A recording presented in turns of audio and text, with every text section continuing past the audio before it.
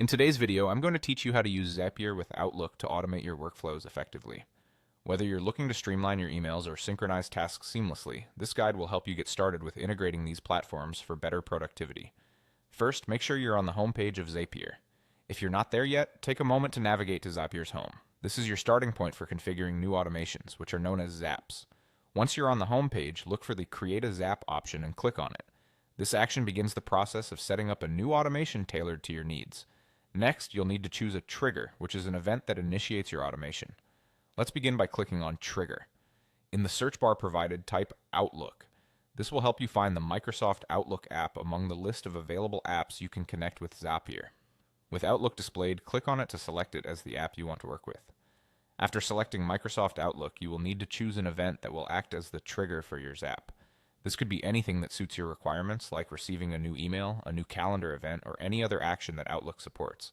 Click on Choose an Event and select the relevant trigger for your automation.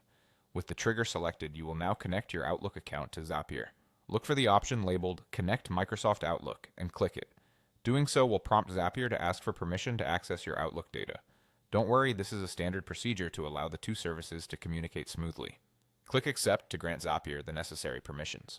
Once you've accepted the permissions, it's time to configure your trigger. This involves setting specific parameters like selecting a specific folder or configuring filters, ensuring your automation performs exactly as intended.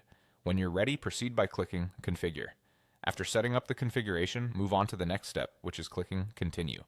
This will save your progress and prepare your Zap for testing.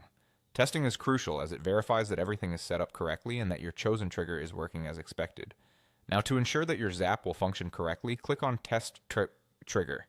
This will simulate the trigger event and let you know if your configurations were successful. If the test is successful, you're all set to begin utilizing this new automation in your Outlook to reduce manual tasks and increase efficiency.